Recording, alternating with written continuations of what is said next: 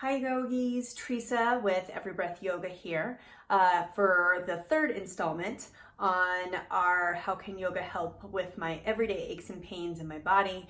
We've talked about back, we've talked about knees, and today we're going to talk about hips. Just as a quick reminder, if you do anything in this video, you are automatically agreeing to the waiver in the description below on this YouTube page. Also remember, these are not for recovering from a surgery or from a major injury. This is much more to talk about normal everyday aches and pains within the body as we exercise and as we age, and how yoga can help. Obviously, all of this series could be hours and hours long. I'm just going over a very quick little rundown of each joint and the parts of yoga that have helped me feel more comfortable within these three areas in the body. So today, talking about the hips, I want to talk about adductors and abductors. And let me talk to you a little bit about what that means. So adductors, just stand like you were in Tadasana, and then take your right leg, bring it out in front of you, and then take your right leg and swing it over to the left side. Now, from here, take your hand and place it on your inner thigh and just try to pulse this leg in. That little muscle that you feel in the inner groin, that is your adductor. That is super important for joint health, particularly within the hip. And if you think about your abductors are located at the, basically at the base of your sacrum and the top of your hip. And if you were to take your right leg here, feel this space in your hip, at the top of your hip, where your hip meets your sacrum, and then take your right leg and just swing it out to the right. You'll automatically feel the abductors start to fire up. Here's the thing. Our adductors, that spot in the middle thigh, tends to be weaker, and our abductors tend to be tight.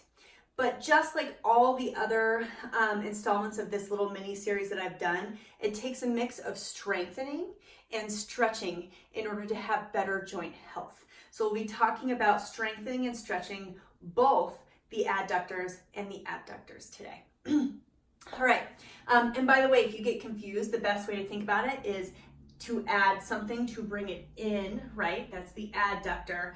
And to abduct or to take something away, that's the abductor. So that's the best way for me to remember it. Anyway, all right, so let's begin in Paschimottanasana, which is seated forward fold. So take your legs out in front of you.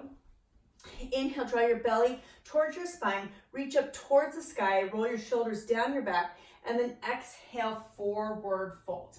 So you'll feel a little gentle hamstring stretch, but we're not actually going to stay here. As you inhale, roll back up to center, and then turn your torso towards the right.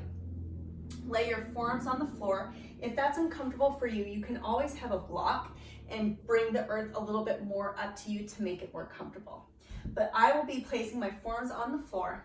Inhale your left leg high, and then exhale, bring that left leg in front of your right. You might have to situate just a little bit, that's okay, but you'll notice that your right leg is free to move. From here, just start pulsing your right leg up, up, up. You'll immediately feel your adductors start to fire up. It's surprising how little it takes to start to exhaust this muscle. And again, it's because they tend to be weaker, but these need to be stronger in order to have better hip joint health. So I would do 20 sets or 20 reps and 3 sets initially to begin and see how that feels in your body. Now, also, if you're finding that your abductors need a little bit of work, you can work on strengthening by stacking your feet and then bringing your left foot up, and then just start doing the exact same action of pulsing. If you take your left hand and place it in that same spot that I showed you earlier, you'll feel your abductor start to fire up. However, usually these are tighter, so it's much more likely that you're going to have to work the adductor more than the abductor, but I'll show you both today, just so that way within your body you have both options for strengthening and stretching. All right, same thing, maybe 3 sets of 20, see how your body feels, see how your hips feel afterwards. Take your left leg, bring it back in front of your right leg, and find yourself back in seated forward fold. And as you exhale, bend through your right leg and find yourself in seated figure 4. I love this as a hip stretch. It's probably my favorite one. I've taken balancing out of it here, so I don't have to worry about drawing the belly in. I don't have to worry about shaky ankles. It doesn't really matter. I have freedom here to explore. And for those of you with tight hips, you'll find that you can roll your foot to the right or to the left to explore an opening. No matter where you might have tight hips, you can actually feel different parts of the hip opening up as you roll it through, and then find where you really need it. I tend to need it just a little bit off center, a little bit more here to my left, and then I can bring my torso in and really open where I need it. Last hip stretch in this space, if you take your left foot, place it on the mat, inhale your arms up high, and then exhale for half Lord of the Fishes. So you can take your right elbow, bring it in towards your left thigh, and twist. My left hand plants behind my sacrum, and I twist over towards the left side. My drishti or gaze always follows where my neck naturally leads, so that way there's not cramping. And then I would just do the same thing. Again, adductor and abductor health, we need both muscles to be strong and both muscles to be stretched in order for that hip to sit properly within the socket. So I do the exact same thing. I would roll over, I do my adductor work, my abductor work, my figure 4 stretch, and my half Lord of the Fishes on the other side. If you're looking for something that's a little bit more active for adductor and abductor work, you can find yourself in downward facing dog, and then inhale, the right leg comes up high, stretch through that left leg, and then exhale, bring that right knee over to your left elbow. Inhale, and then exhale, thread the right foot through, and inhale, the left arm high. So from here, we are in fallen triangle pose, and same thing, we can lift for adductor work, and then stack our feet one on top of the other and lift the left leg for abductor work. Whatever feels good in your body, just a little bit more of an active pose variety if you're looking for something that gets your heart rate up a little bit more. Inhale, exhale, take your left hand down to the mat, inhale into plank, exhale, hips to the high, downward facing dog. All right, another pose that's my favorite for both stretching and strengthening at the same time is extended side angle. So inhale your right leg high, and then exhale, knee comes into nose, and then thread that foot directly in front of you.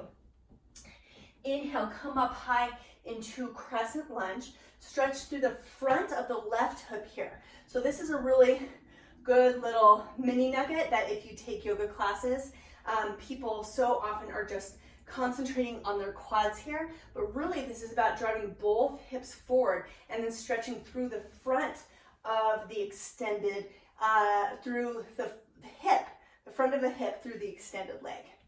Inhale, arms come up. Exhale into warrior 2. Good. Now, this is the pose I absolutely love. Find your warrior 2. Tick-tock your hands out to 3 and 9.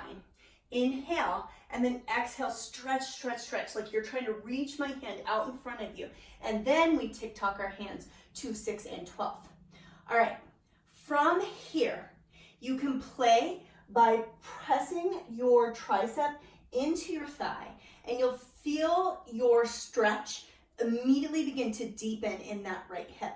So you can play with this here, or if you sink a little bit lower into your hip, you'll feel both the adductors and the abductors strengthening and stretching at the same time because you're sitting deeper into the pose, but you're also pulling in with the muscles against the joint in order to be able to stabilize here. So extended side angle from here, you could do little 1-inch ups. You could pull your weight in front of you by beach balling your arms to add a little extra weight stability for additional conditioning. All right, so from here, I wanted to talk about some Tadasana poses.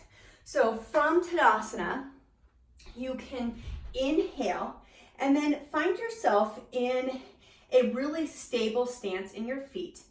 And then inhale, take your right leg out and then do some rainbow taps. So if you're rainbow tapping your foot up here and tapping your big toe and then moving back and tapping your heel, you'll feel both your adductor beginning to engage and your abductor. So this is kind of a all the way around those hip muscles movement, especially because it works our glutes too, which I'm not talking that much about today, but having really good glute health is very important for the hips joint too. It's all connected, right? So you could do these rainbows. Again, I'd probably do 3 sets of 20, see how that feels. If you're a little bit too sore, if you're not sore enough, pick it up or reduce the number as you see fit. So inhale, rise your right knee up into Ekapada Tadasana, and then sit low into figure 4. So I want to talk about figure 4 for a second. We did seated figure 4 earlier, so we took the balance out of it. Now, I'd like you to explore this figure 4 in this space by folding as deeply as you can. I like a block here if I'm going to fold. You can just stay here, it's good. But I like to take a block, place it on the mat, and then again, take balancing out of it, but the weight of my torso is immediately forcing myself to sink a little bit deeper into the hip. We never want so much that it's uncomfortable. You know the difference between feeling like something's going to snap and feeling like something is opening up. So keep it gentle here, but still, this weight of your torso allows you to have strength in the left hip at the same time moving through and stretching through the right hip. Good. All right. Inhale, unravel, unwind.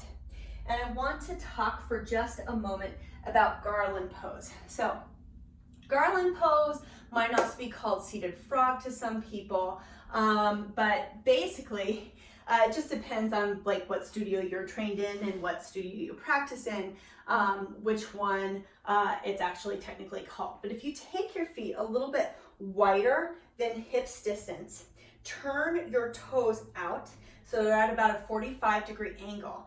Inhale your arms up and then exhale, sit low. You are in seated frog or garland pose.